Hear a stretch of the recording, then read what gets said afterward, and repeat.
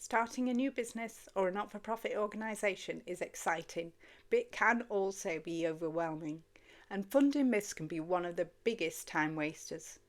People spend too much time on the tasks that simply don't work the way they think. In this session, I'll bust the top 3 myths about funding and give you practical tips to save time, money, and stress. And if you want more information, I have a free guide called 10 Mistakes New Founders Make. I'll put the link below. Myth 1. You need a full setup before you launch. This is a myth. It is not true. You do not need a fancy office. There are plenty of free or at least cheap community spaces, and you'll probably find one in the location where you want to work. They work perfectly at the start. Not only does it involve your local community, but it gives you a good pilot project to start with. And that is what you're doing at the start. It's a pilot. You don't need a big website, so a simple one-page site or even just a Facebook page, or if it suits your organisation better, an Instagram page, that's enough to test an idea. You don't need paid software. There are free versions of a lot of things. So Canva, for example, there's a free version. Trello, there's a free version. Google Workspace has a free option too. Start lean. Run a pilot for very little money. Deliver something small. Gather evidence. And then use that success to apply for funding. Funders love to see that you've already started, even in the smallest way. Myth 2. Grants are the only way to fund a not-for-profit. So this is not true. Wrong again. Grants are only just one piece of the puzzle.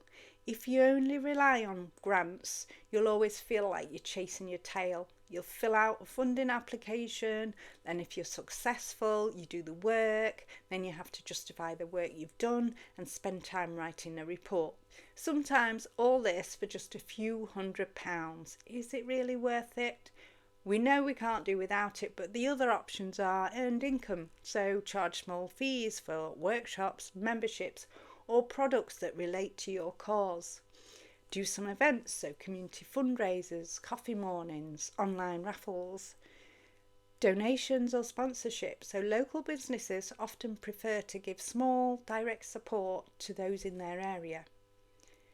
It makes sense to always mix your funding streams. So think of it as a pie chart. So maybe your grants might be 40%, trading might be 30%, donations 20%, and sponsorships 10%. So when other streams slow down, other income streams slow down, the others help to keep you afloat.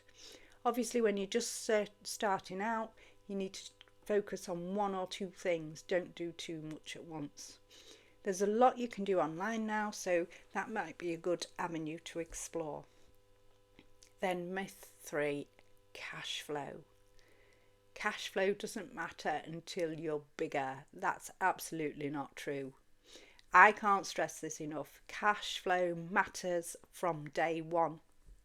So for example, you can win a £10,000 grant, but if it's paid in 3 instalments over the year, you can still run out of money in month 2. Small businesses often forget that customers might take 30 or even 60 days to pay invoices. I've had invoices paid 12 months after the work's done. So bear in mind, you must know how your cash flow forecast works. If you're delivering local authority contracts, for example, that was my dog groaning, not me, or was it?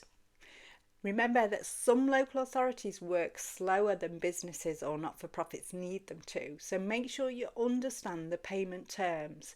It's very rare that they'll pay you on time, but it does differ depending on the local authority. Public services have bureaucratic hoops, so bear that in mind in your cash flow. It may take longer than you think to get paid. Always track when money comes in. It's not just how much. Use a simple spreadsheet with columns for expected income, actual income, expenses, and your running balance. It doesn't need to be complicated, but it does need to be real. Cash flow is often the difference between surviving and closing.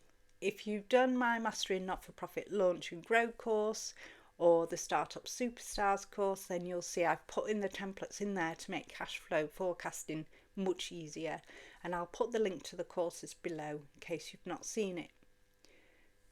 So let's recap the three myths that waste founders' time. You need everything in place before you start. Not true.